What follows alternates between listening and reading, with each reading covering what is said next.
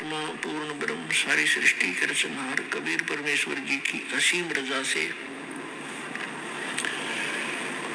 आप सभी पुण्यात्माएं सत्संग सुनने के लिए उपस्थित हुई। जिन पुण्यकर्मी प्राणियों के युगों युगों के बहुत ही पुण्य एकत्रित हो जाते हैं उनको मानव शरीर प्राप्त होता है। उनसे भी वो अच्छी आत्माएं हैं जो मानव शरीर प्राप्त करके परमात्मा की तड़प जिनके अंदर विद्यमान है, और उनसे भी वो अच्छी आत्माएं हैं, उनके पुण्य और भी अधिक हैं, जिनको मनुष्य शरीर के अंदर सतगुरु प्राप्त हो जाते हैं और परमात्मा की यथार्थ भक्ति विधि प्राप्त हो जाती है। तो आप सभी पुण्यात्माएं उस श्रेणी की हो जैसे गुड, बेटर, बेस्ट। आप वो बेस्ट कर्मों वाली आत्माएं हैं जो सतलोक आश्रम बरवाला से दीक्षित हो चुके इस दास से। आपके कर्मों का आपको ज्ञान नहीं, क्योंकि लाल की कीमत को लाल नहीं जानता, जो ही बताता है ये कितनी कीमत का है। आप वो आत्मा है परमात्मा जिनके लिए युगों से भटक रहे थे। गोता मारूं स्वर्ग में जा बैठूं पाताले, गरीब दास ढूंढता फिरू अपने हीरे मोती लाले। कबीर साहब गरीबदास जी को बता रहे हैं परमात्मा के गरीबदास, मैं भटक रहा हूं अपनी प्यारी आत्माओं को, जो भी कभी मेरे शरण में आई है उनके साथ मेरा एक विशेष कनेक्शन हो जाता है। मेरी जिम्मेवारी बन जाती है कि उनको यहाँ से निकालूं। उनके लिए मैं कभी पाताल में, कभी स्वर्ग में, कभी पृथ्वी लोक पर उनको प्रेरित करने के लिए मैं फिरता रहता हूँ, घूमता रहता हूँ। आज आप परमात्मा की शरण में आए हो, कबीर भगवान की ही रजा से यहाँ आए हो। उन्होंने कोई भी कारण आपको यहाँ लाने का बनाया, कोई कष्ट हुआ, किसी साथी सहयोगी बहन भाई ने आपको यहाँ का ज्ञान बताया, या कोई पवित्र पुस्तक मिली, या कोई सीडी आपको सुनने को मिली, या किसी पुण्य कर्मी प्राणी के चैनल के ऊपर आपने परमात्मा की कथा सुनी, ये सब लीला परमात्मा कबीर जी ही कर रहे हैं। आप तो यहाँ इस काल के इस जुगाड़ में सारा जीवन खो देते हो। सभी प्रयत्नशील हैं, कोठी बने, घना धन हो, सुखी हो, बैंक बैलेंस हो, और हो वही राह है जो होना होता है, क्योंकि आपकी जो किस्मत के अंदर जो प्रारब्ध में लिखा जाता है आपको आजीवन वही प्राप्त होता है। बेशक आप कितने ही पाप कर्म बिगाड़ो, चाहे चोरी करो, डाके मारो, रिश्वत ले लो, और चाहे आप कोई और हथकंडा अपनाओ धनी बनने के लिए, आपको केवल लिखा लेख किस्मत का ही प्राप्त होता रहेगा। और पाप आप जो करोगे अधिक धनी बनने के लिए कहीं से पैसा एकत्रित भी कर लोगे, वो पैसा नहीं रहेगा।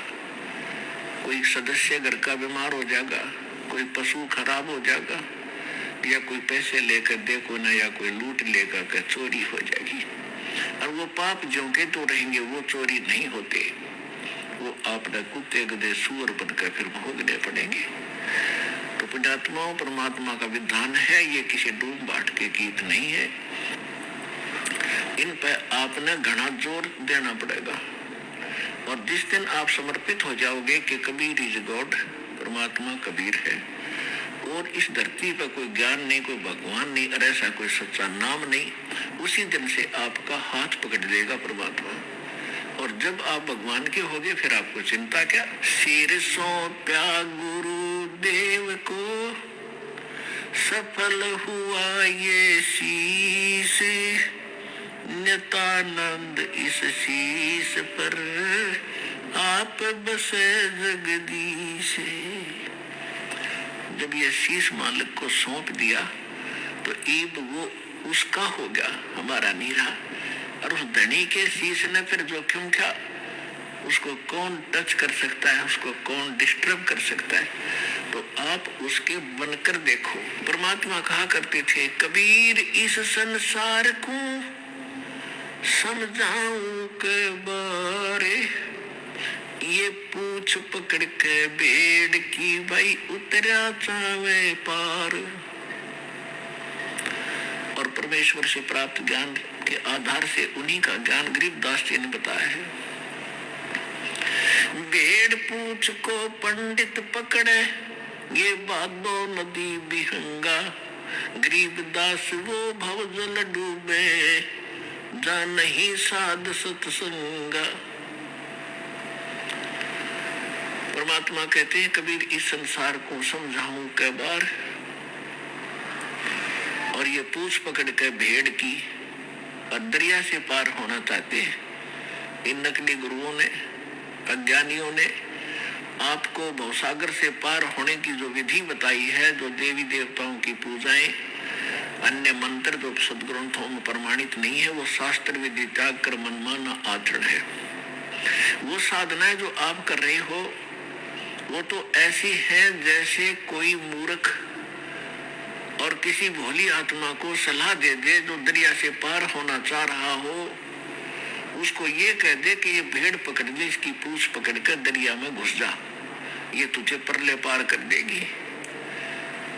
आपको खूब पता है वो भेड़ की पूंछ पकड़ कर पार नहीं हुआ जा सकता। उसके लिए तो एक सुदृढ़ नौका चाहिए और फिर उसमें खेवट चलाने वाला भी ठीक आदमी, एक्सपर्ट हो, तब पार हुआ जाता है।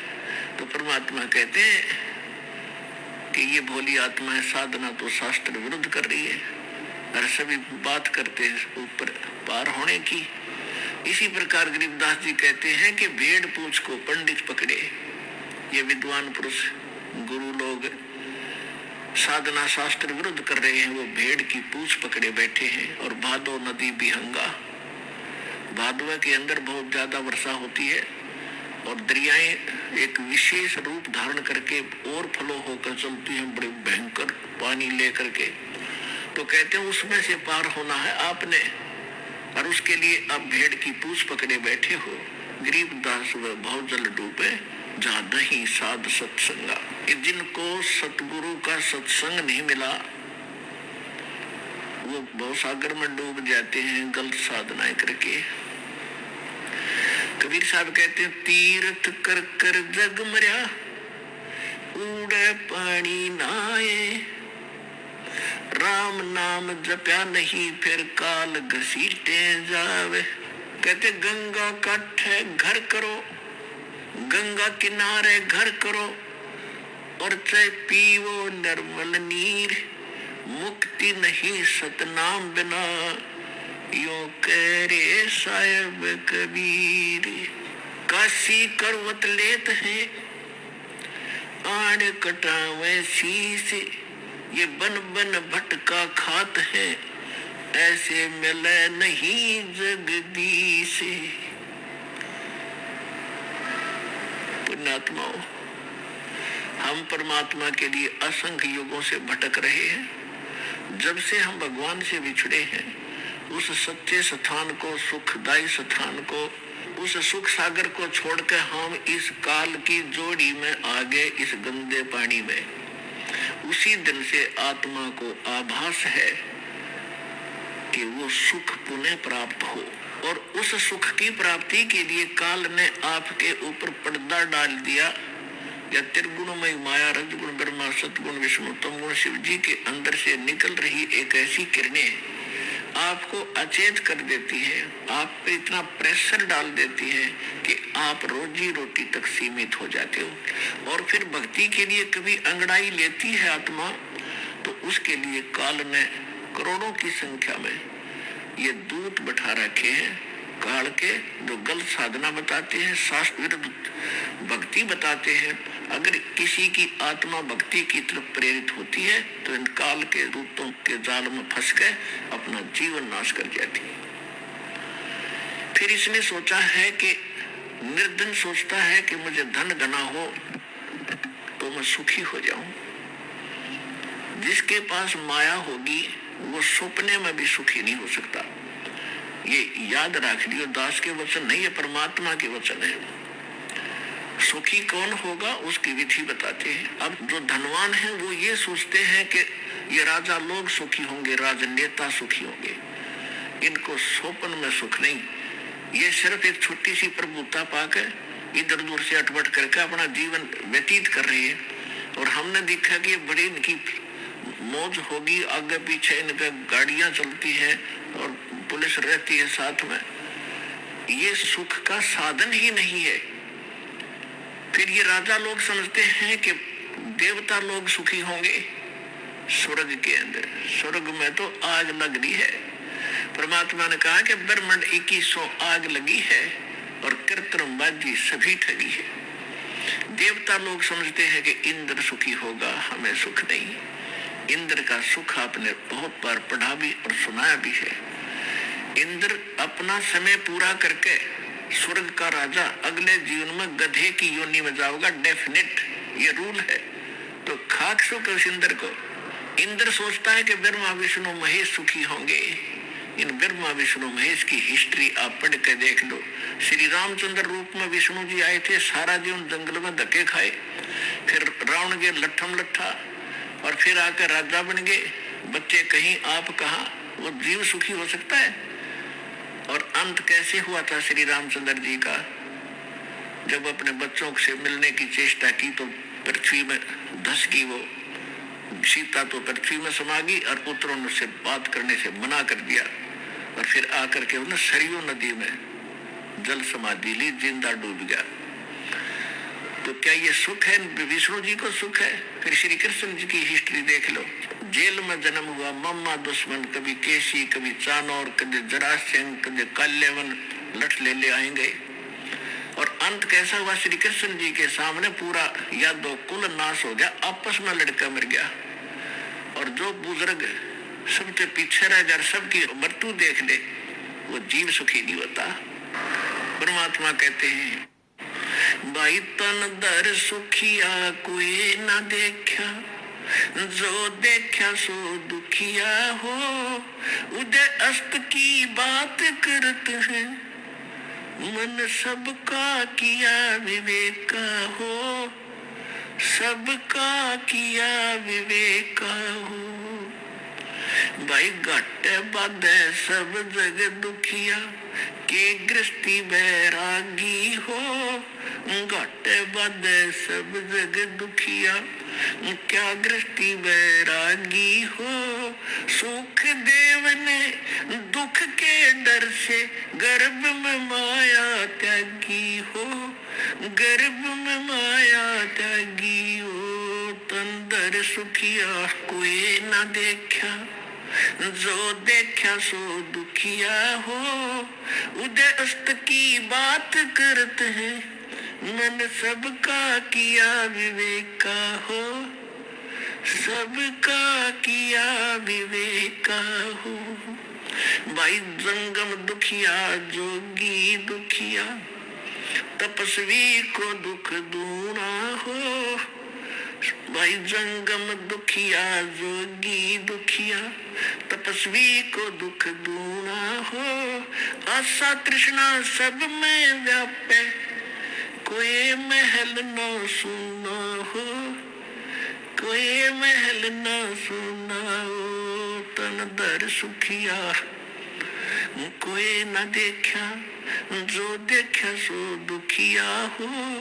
उदय अस्त की बात करते हैं, मन सबका किया विवेका हो, सबका किया विवेका हो। भाई साच कहूँ तो ये जग ना माने, पर झूठ कहीं ना जाई हो। साच कहूँ तो या जग ना माने, पर झूठ कहीं ना जाई हो। ये ब्रह्मा विष्णु शिव जी दुखिया, जिन ये राह चलाई हो, जिन ये राह चलाई ओ तंदर सुखिया, कोई न देखा जो देखा सो दुखिया हो। उदय अस्त की बात करते हैं, मन सबका किया विवेका हो, सबका किया विवेका हो। भाई सूरपति दुखिया, इंद्र को सूरपति कहते हैं। सूरपति दुखिया भूपति दुखिया, ये रंग दुखी विपरीती हो। सूरपति दुखिया भूपति दुखिया, रंग दुखी विपरीती हो। कहे कबीर और सब दुखिया, एक संत सुखी मन जीती हो। संत सुखी मन जीती हो तन दर सुखिया, कोई न देखा जो देखा सो दुखिया हो। उदय अस्त की बात करते हैं, मन सबका किया विवेका हो, सबका किया विवेका हो। भाई सूरपति दुखिया भूपति दुखिया, रंग दुखी विपरीती हो। सूरपति दुखिया भूपति दुखिया, रंग दुखी विपरीती हो। कहे कबीर और सब दुखिया, एक संत सुखी मन जीती हो। संत सुखी मन जीती हो। अपने आत्माओं, परमात्मा ने 600 वर्ष पहले ये बात कही थी कि साच कहूं तो जगदी माने, और झूठ मैं कह नहीं सकता क्योंकि वो सत्य साहिब है। और ब्रह्मा विष्णु ये शिवजी दुखिया, जिन्होंने यहाँ का यो सांग जोड़ रखा इस काल का। फिर कौन बताया सुखी?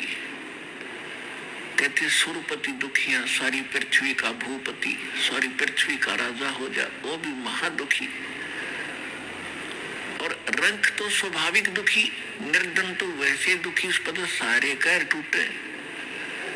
तो परमात्मा कहते हैं, कह कबीर और सब दुखिया, एक संत सुखी मन जीती हो। संत कोई, संत माने संत सोए दो सीधा चले, सत भक्ति करे, सच्चा नाम जाप करे, वो सारे साधु और संत होते। साधु संगत उन्हीं को कहते। तो जो भक्त सच्चा नाम लेके और मेरी शरण में आ जाएगा और इस मन पापी न रोक ले, यहाँ की बकवादों की इच्छा ना करे, वो ही सुखी होगा। और फिर उसके साथ भगवान हो गया। और जिसके साथ परमात्मा है तो उसको फिर कष्ट कैसा? जैसे दास ने प्रारंभ में कहा सत्संग के कि एक बार आप इस परमात्मा को समर्पित होकर देखो। काल ने ऐसा जुल्म करवा दिया हमारे साथ में कि कबीर भगवान है, और कौन सा कबीर? धारण कर काशी वाला दूल्हा, इसको परमात्मा मानना। इतनी छाती चाहिए आदमी ने, इतना दिल, लेकिन जचा के छोड़ देंगे कबीर ही जगो।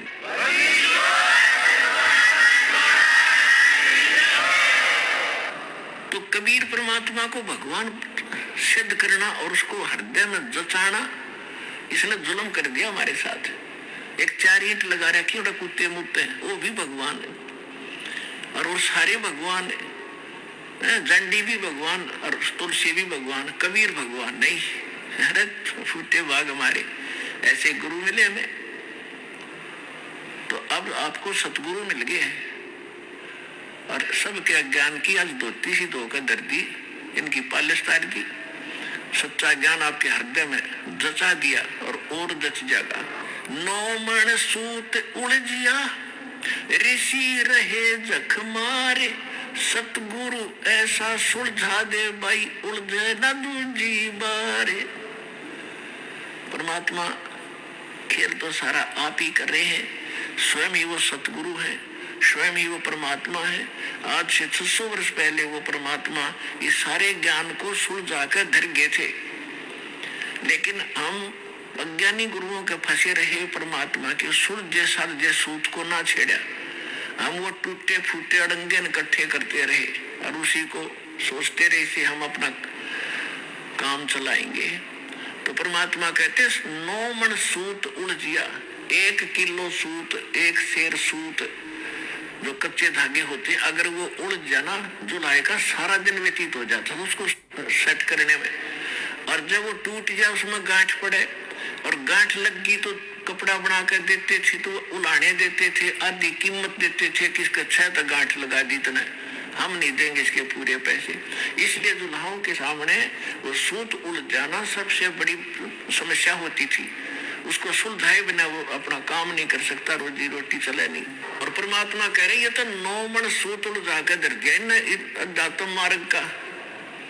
तो फिर उनसे पूछा कि परमात्मा फिर ये सुलझाएगा कैसे?